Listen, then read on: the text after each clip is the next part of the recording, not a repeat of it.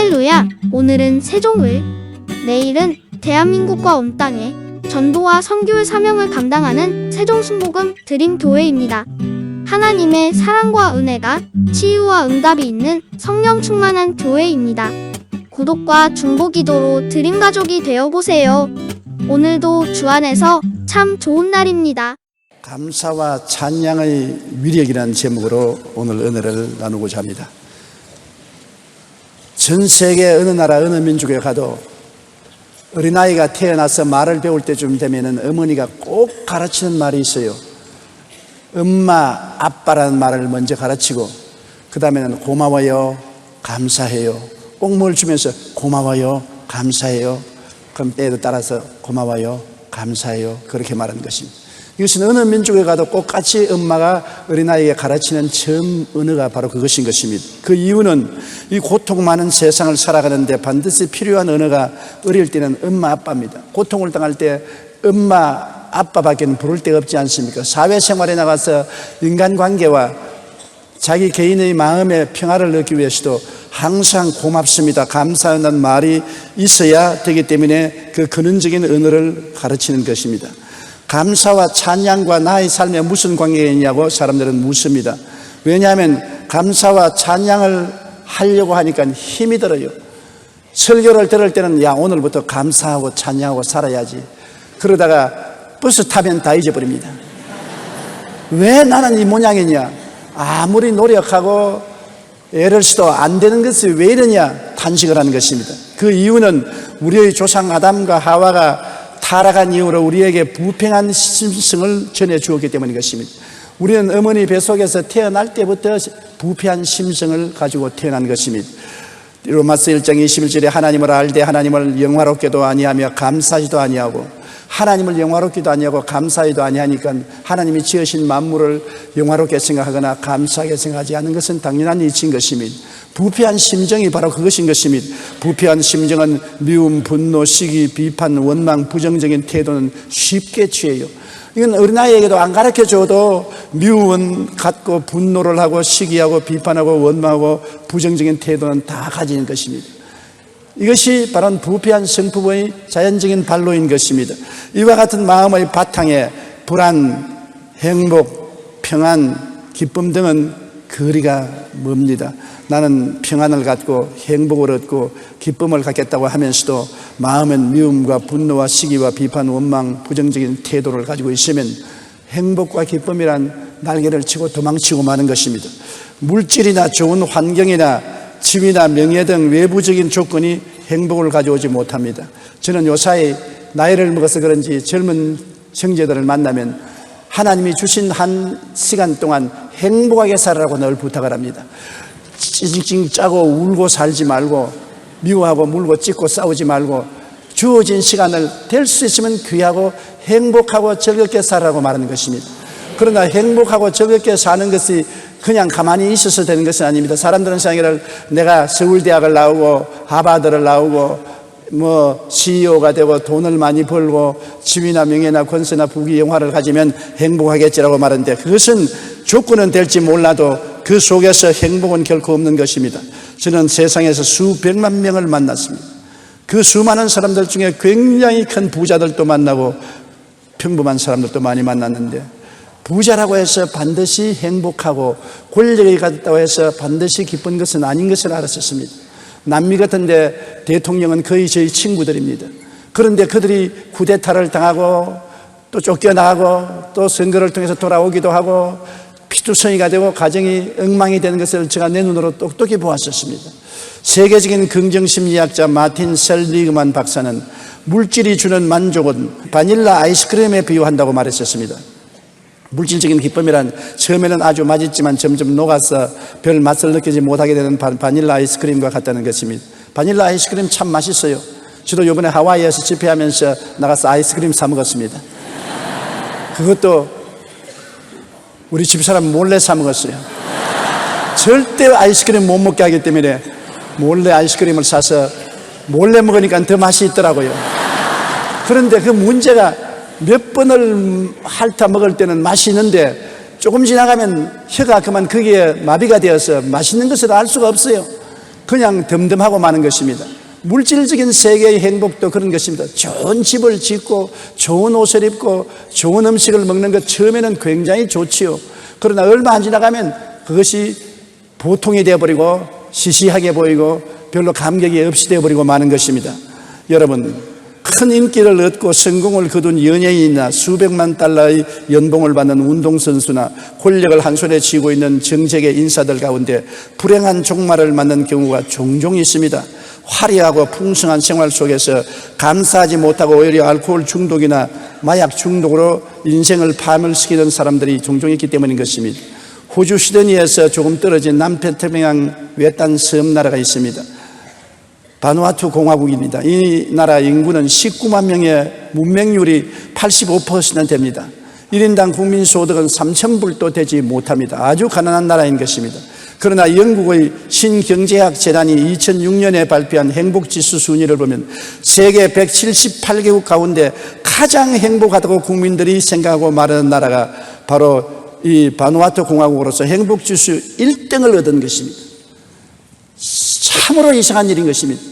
스위스, 노르웨이, 덴마크나 미국이나 프랑스나 독일이나 호주나 이런 나라들이 물질적으로 부유하고 환경이 좋으니까 행복지수가 높을 줄 알았는데 아닙니다.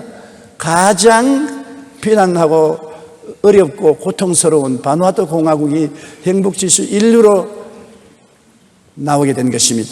물질이나 좋은 환경, 집이나 명예 등 외부적인 조건이 행복을 가져오지 못한다는 것을 이것을 통해서 우리가 알 수 있는 것입니다. 우리가 대개 가만히 보면은 제가 50년 동안 목회를 하기 때문에요. 신방을 다니면서 보면 부자들 집에 가면 별로 웃지 않은데 가난한 집에 가면 잘 웃습니다.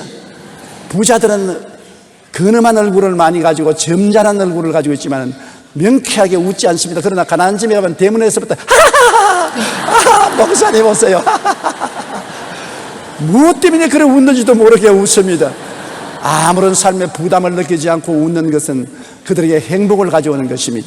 여러분, 그러므로 우리가 아무런 부담 없이 웃을 수 있는 것이 얼마나 큰 행복이고 좋은 것을 알아야 되는 것입니다. 예수 믿고 거듭나되 마음의 바탕이 변화되면 우리가 행복을 수용할 수가 있는 것입니다. 환경이 변화되는 것이 아니라 마음의 바탕이 변화되는 것입니다. 예수님을 믿고 거듭나서 마음의 바탕이 변화되면 비로소 환경도 감사히 받아들일 수가 있지, 마음이 변화되지 않은데 환경을 아무리 변화시켜봤자 소용이 없습니다. 돼지 소굴을 아무리 청소를 하고 유리부 자리를 깔아 놓아도 얼마 있지 않으면 돼지 소굴로 변화되고 마는 것입니다. 마음이 변화되어야 되는 것입니다. 그렇기 때문에 우리가 이번에 기독교 교도소를 만드는 이유가 교도소에 한 번 갔다가 들어오면 또 들어가고 교도소가 전문 범죄인 만드는 교육 제작소가 되고 마는 것입니다.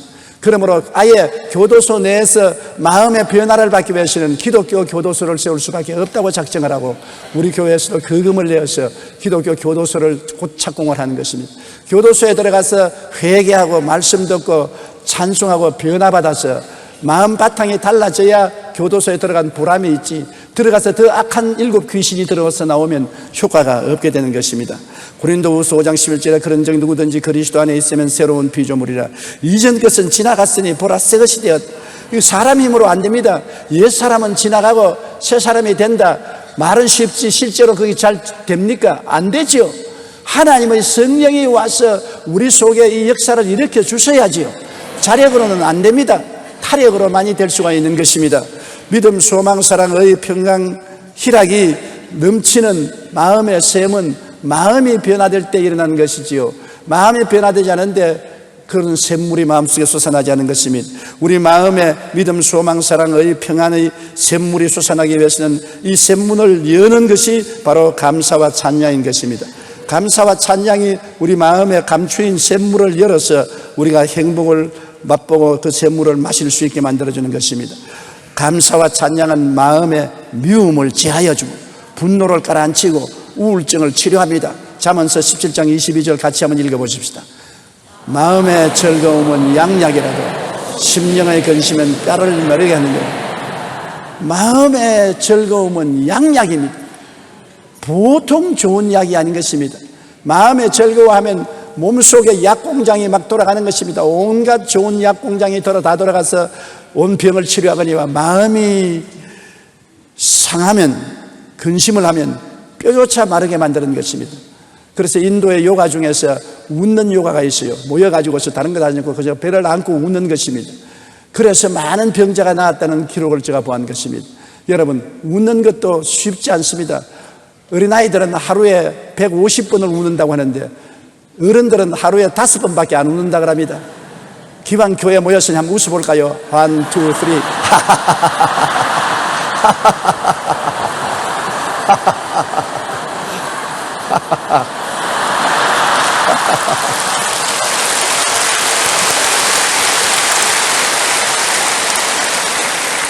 좋은 일은 억지로 해도 괜찮다고, 웃는 것은 좋은 것이기 때문에 억지로 웃어도 우리 속의 신경은 진짜 웃는지 가짜가 웃는지 모른답니다. 그러므로 여러분, 할 수 있으면 많이 웃으세요. 저도 웃으려고 애를 많이 쓰지만 이것도 힘이 들더라는 것입니다. 캘리포니아 데이비스 대학교 심리학과 로버트 에먼스 교수와 마이애미 대학교 심리학과 마이클 맥클로프 교수는 공동 과제로서 연구를 해서 감사와 심리적 변화의 결과를 발표한 적이 있습니다. 거기에 보면 사람들이 감사하고 찬송하며 웃고 지나면 삶에 대하여 더 행복하다고 느끼게 된다는 것입니다. 그냥 있는 것이 아니라 감사합니다, 할렐루야, 찬양합니다. 그러면 내가 사는 것이 참 행복하다고 느끼게 된다는 것입니다. 낙천적인 성격으로 변화됩니다. 늘 마음이 우울하던 사람이 즐거워하게 되고 낙천적인 성격으로 변화되고 활력이 넘치는 생활을 하게 되었다는 것입니다. 열정적으로 일하게 되었으며 결단력이 강해졌고 유머 감각이 생겨났고 힘든 일을 처리하는 데 자신감이 생겨났다고 말한 것입니다. 감사를 하고 즐거운 마음을 갖게 되면 운동을 더 열심히 하게 되고 숙민을 취하게 되었으며 눈에 띄게 건강이 좋아지고 인생의 목표가 뚜렷해졌으며 그것을 이루기 위한 노력을 하게 되었고 타인을 돕는 데 적극적이 되었으며 관대하고 친절한 사람이 되었고 부자에 대해서 시기 원망이 사라졌다고 말했습니다. 이거 참 희한한 기적이지요. 우리가 되게 부자 보면 지가 뭐 잘났다고 건방지게 이거 더러워서 못 살겠네, 그런 말을 하는 것입니다. 부자가 여러분 공짜로 부자가 되면 그런 욕을 얻어먹어도 좋지만은 실제로 부자 되려면 애를 많이 써야 됩니다. 왜 내가 그 말을 하냐면 50년 목회를 하고 뒤를 돌아보는데 많은 사람이 저를 보고 욕을 많이 해요. 큰 교회 세웠다고. 교회당을 크게 세우고 수많은 교인들을 불러 모으고 지가 잘난 체하고, 잘난 체도 안 합니다. 나는 교회가 내가 키웠나요? 하나님이 키워주셨는데 게으르게 놀고 교회가 키워지지는 않는 것입니다.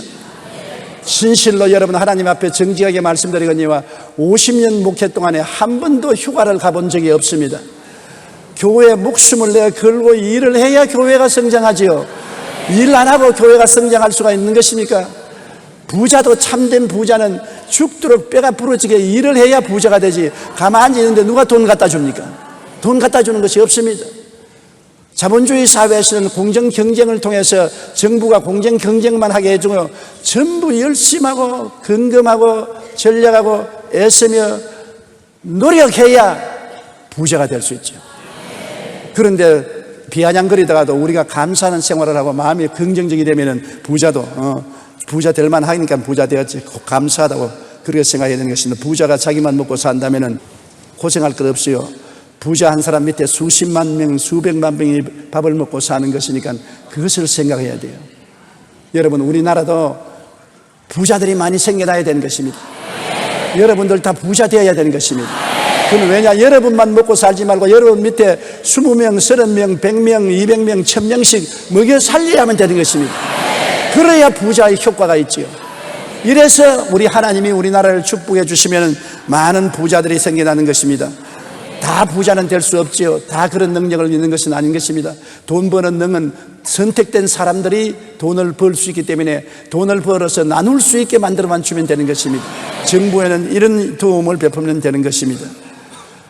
그리고 마음에 기뻐하고 즐거워하면 일을 체계적으로 하게 되었고 보다 창조적이고 열린 시각으로 상황을 보게 되며 어려운 상황에 더욱 탄력적으로 대처하게 되었고 스트레스에 강해지고 가족관계가 돈독해지고 신앙심이 깊어졌다고 말하는 것입니다.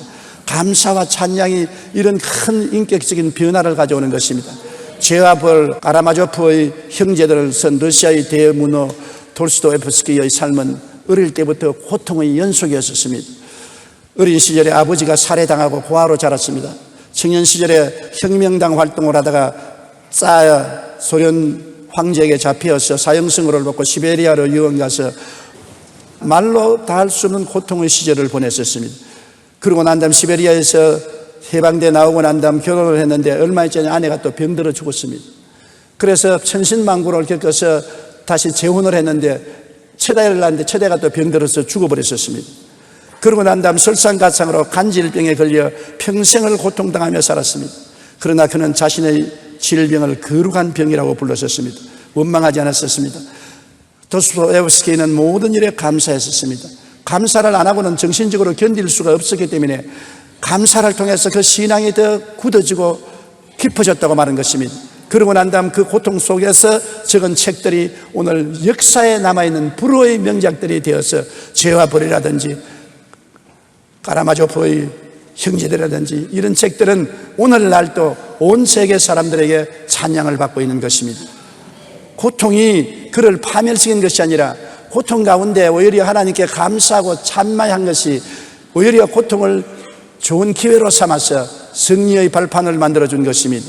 여러분 잘 아는 솔제니치는 시베리아 정치 수용소에서 11년의 고통 가운데 암이 걸려서 죽음에 이르자 예수님을 믿고 구사일생으로 살아나게 된 것입니다. 그는 추록한 후에 수용소의 참상을 폭로하는 소설인 수용소 군도를 써서 1970년 노벨 문학상을 받았습니다.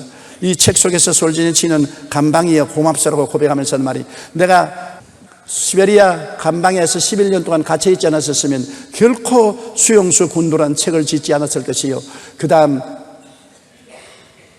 노벨 문학상을 타지 못했을 것이라는 것입니다. 역경이 오히려 축복으로 변화된 것입니다. 그것은 바로 주 예수를 믿고 감사할 줄 아는 삶을 가졌기 때문에 역경을 극복할 수가 있는 것입니다. 역경을 당하여 원망, 불평, 탄식하면 뼈가 마르게 되고 죽게 되는 것입니다.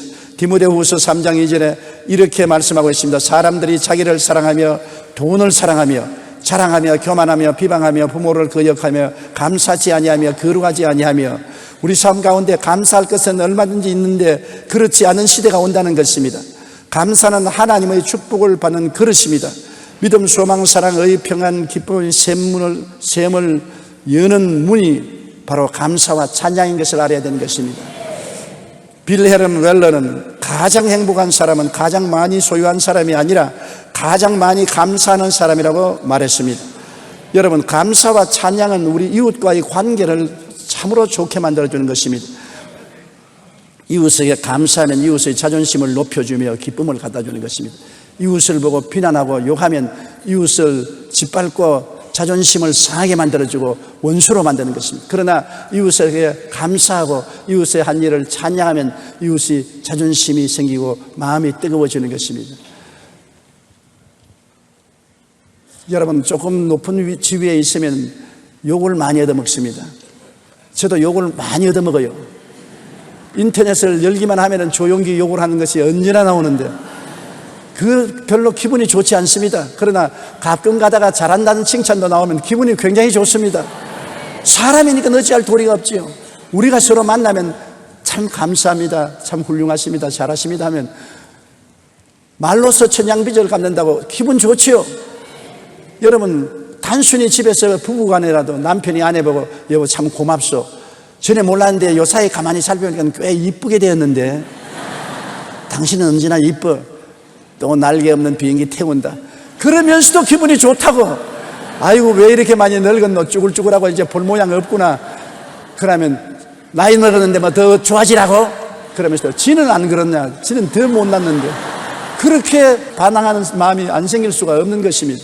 서로 고마운 게 감사하고 칭찬하고 사는 것이 얼마나 좋습니까? 남편은 아내를 진실로 인정하고 고맙게 생각하고 남편도 아내를, 아내도 남편을 서로 감사하고 칭찬하고 살면은 이웃 관계가 좋아지지 않습니까?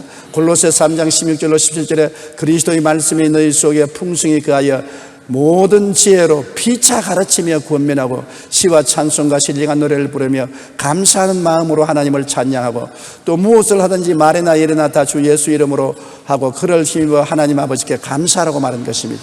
우리가 늘 하나님께 감사하고 이웃에 감사하는 것은 우리 삶의 기름을 치는 것입니다.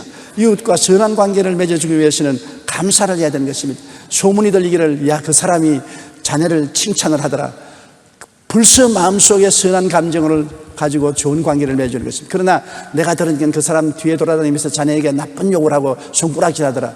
감정이 악화되고 미운 생각이 솟아나게 되는 것입니다.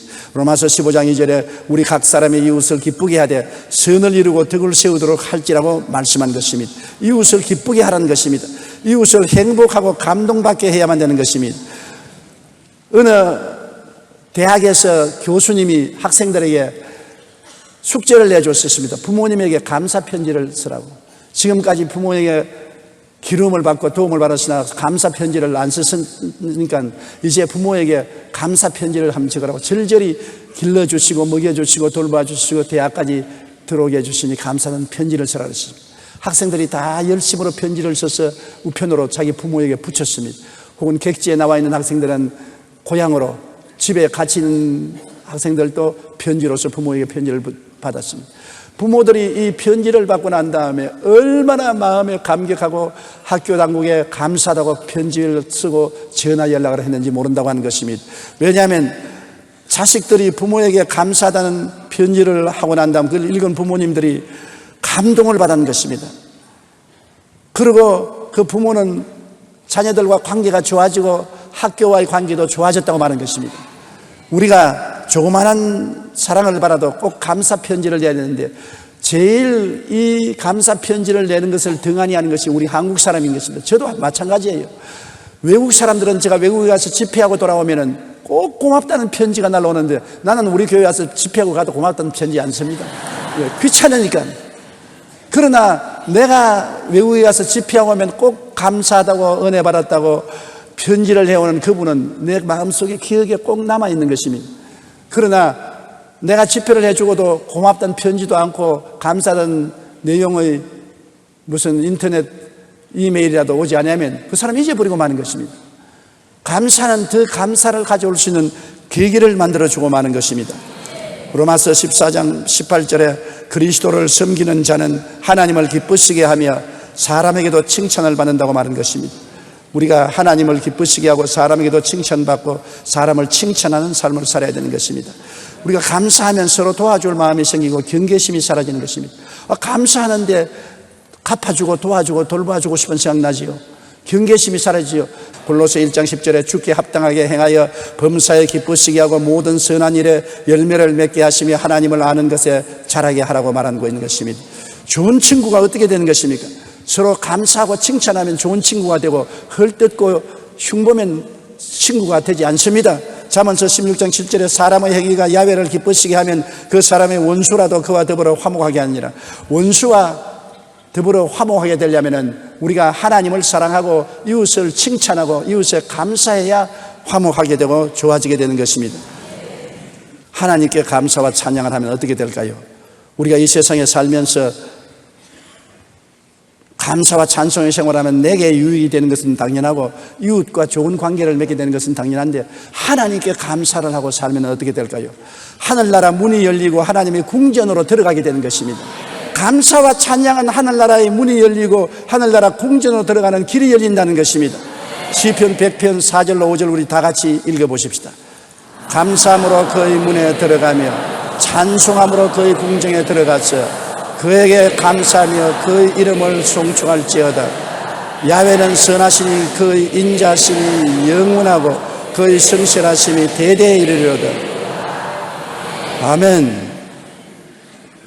여러분, 감사하면 하나님 문에 들어가고 찬송하면 하나님의 궁전에 들어간다. 와, 이게 얼마나 큰 특권입니까?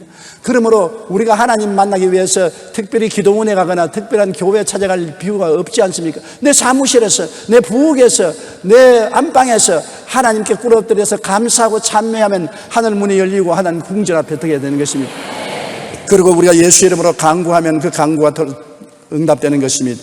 왜냐하면 하나님은 감사와 찬양 중에 거하십니다. 시편 22편 3절에 이스라엘의 찬송 중에 계시는 이 주여 주는 거룩하시니이다. 찬송이 바로 하나님이 임재하게 하는 향이 되는 것입니다.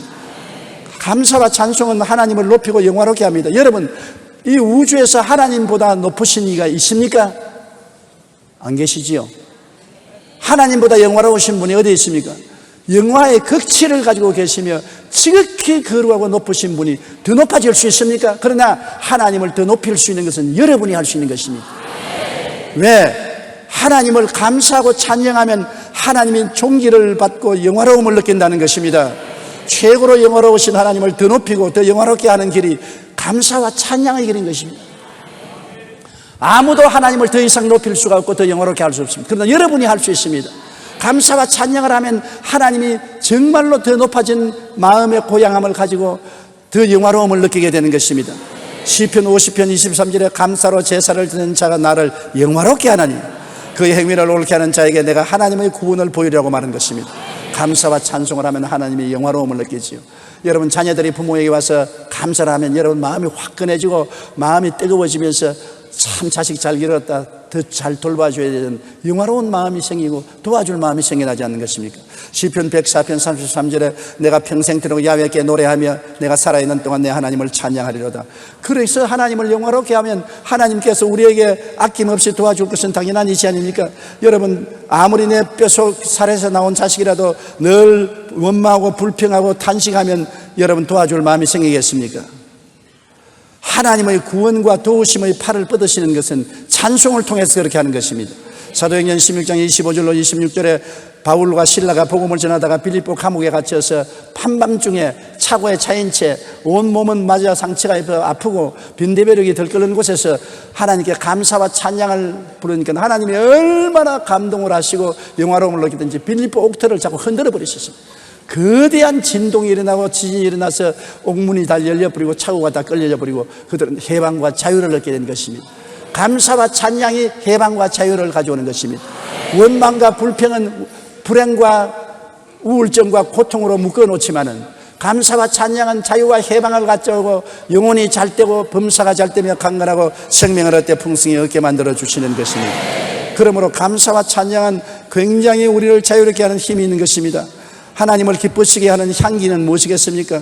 우리가 원망하고 불평하면 입에서 연기가 나오는 것입니다. 옛날에 우리 어릴 때 여우 잡으러 가면 여우 굴에다가 생나무를 끄다가 내리 불을 찌르면 여우가 코가 아파서 견딜 수가 없어서 튀어나오면 몽둥이로 때리 잡았어요.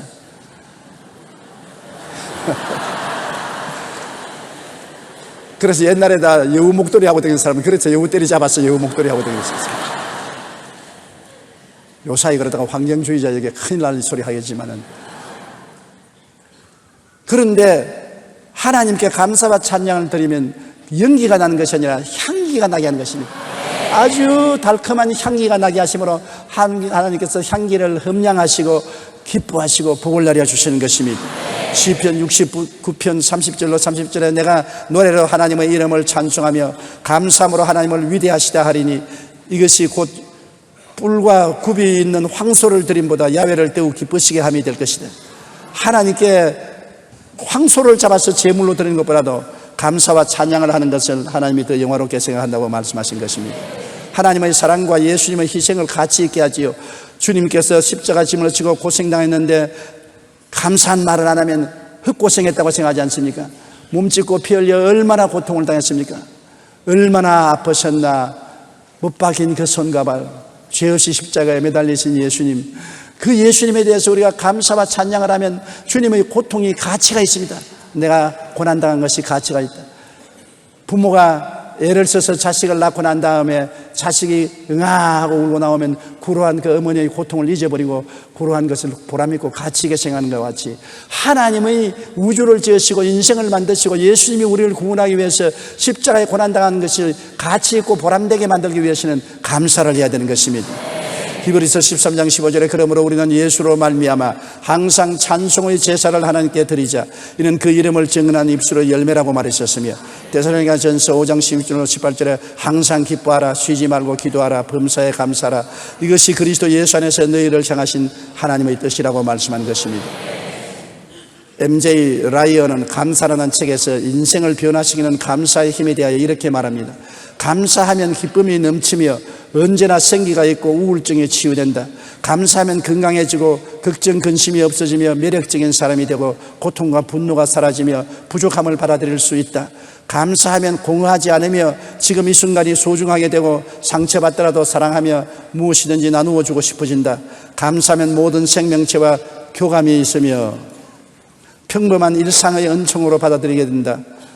초대교회의 교부였던 크리스토스톰은 사람에게는 근본적인 죄가 하나 있는데 그것은 감사하지 않는 죄라고 말했습니다. 영국의 격언에는 지옥이란 감사할 줄 모르는 사람들이 가득 찬 곳이고 천국이란 감사할 줄 아는 사람들로 가득 찬 곳이라고 말했었습니다. 템플턴 상으로 유명한 존 템플턴은 그의 책 열정에서 감사의 생활을 실천할 것을 당부하고 있습니다. 첫째, 감사할 대상을 찾아 칭찬하고 감사의 마음을 전하라. 둘째, 우리가 열망하는 좋은 일이 실제로 일어나기 전에 미리 감사부터 먼저 하라. 셋째, 우리에게 닥치는 문제와 도전 과제에 감사하라고 말하는 것입니다. 감사와 찬양은 내 자신의 삶을 행복하고 발전적으로 변화시키고 성공적인 삶으로 이끌며 이웃과 함께 협력하며 잘 살게 만듭니다. 그러나 그 무엇보다도 하나님과 우리 주 예수님을 기쁘시게 하고 영원하게 하는 것이 감사 찬양을 하는 삶인 것입니다. 그러므로 감사와 찬양의 삶은 손해날 것이 하나도 없습니다. 내 개인에게도 플러스가 되고 이웃과의 관계에도 플러스가 되고 하나님 아버지와 예수님께는 더 큰 플러스가 되는 것입니다. 이것을 우리가 힘써 해야 되겠는데 못하게 하는 것이 바로 마귀인 것입니다. 성령은 감사와 찬양을 하라고 말합니다. 마귀는 원망과 불평과 탄식을 하라고 하는 것입니다. 내 환경에 처해 보십시오. 내 위치에 처해 보십시오. 내가 어떻게 감사 찬양할 처지가 됩니까? 여러분, 처지가 안 되니까 더욱 감사하고 찬양해서 그런 처지가 되도록 만들어야 되는 것입니다.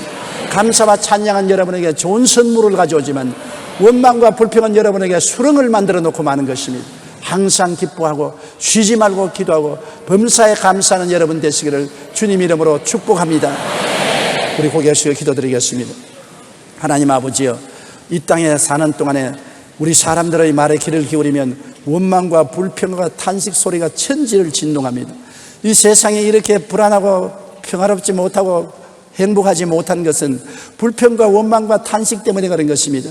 그러므로 부모관계, 부부관계, 사회, 노사관계, 정부 모든 일에 아버지 감사 캠페인이 일어나서 적은 일에 감사하면 더 큰 일에 감사할 수 있는 복을 주신 줄 믿습니다.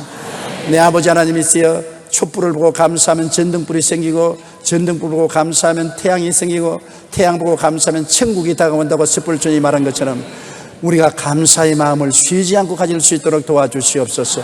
감사할 거리가 없으면 감사할 거리를 만들어서라도 감사하게 도와주시옵소서. 우리가 자세히 찾아서 감사할 것을 과거나 현재에서 발견하여 감사하게 도와주시옵소서. 적은 감사가 점점 30배, 60배, 100배로 커져서 큰 기쁨과 행복의 샘물이 터지게 할 줄로 믿사오고 예수님 이름으로 기도합니다. 아멘.